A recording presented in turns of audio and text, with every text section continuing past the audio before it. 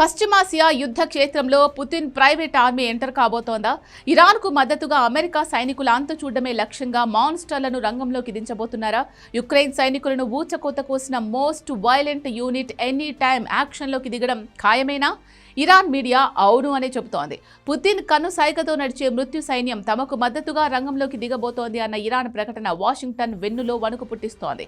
ఇంతకీ ఇరాన్కు మద్దతుగా రంగంలోకి దిగుతున్న రష్యన్ మాన్స్టర్స్ ఎవరు? ఈ నయా కాలకేయుల ఎంట్రీ యుద్ధ భూమిలో ఎలాంటి విధ్వంసం సృష్టించబోతోంది?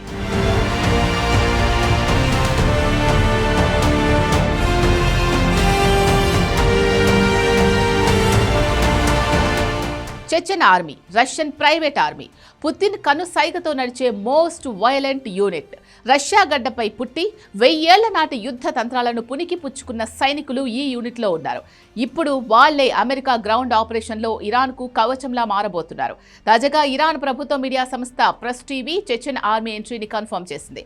అమెరికా గనుక ఇరాన్పై భూతల దాడికి దిగితే ఇరాన్ దళాలతో కలిసి పోరాడడానికి తాము సిద్ధంగా ఉన్నామని రష్యన్ చెచెన్ పోరాట విభాగాలు అధికారికంగా ప్రకటించినట్లు ప్రెస్ టీవీ నివేదించింది.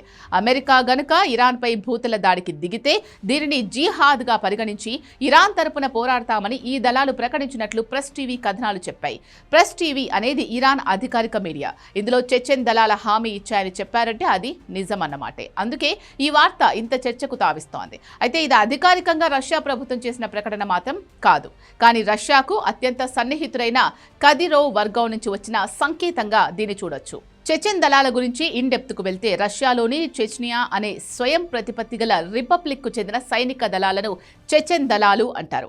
ఈ దళాలనే కదిరోవైట్స్గా పిలుస్తారు.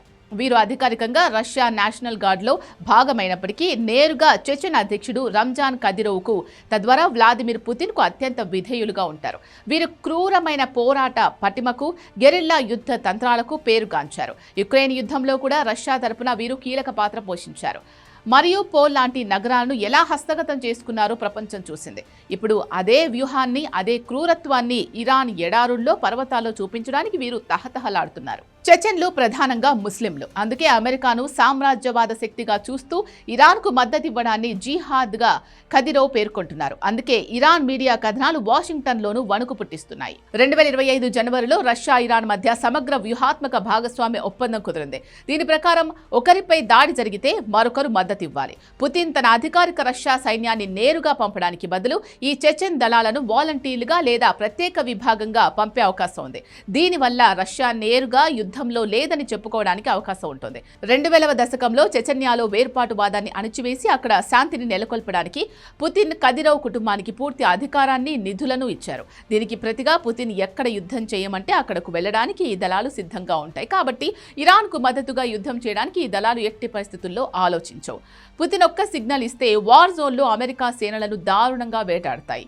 అందుకే ఇరాన్ మీడియా నివేదికలు పశ్చిమాసియాను నిలువునా వణికిస్తున్నాయి.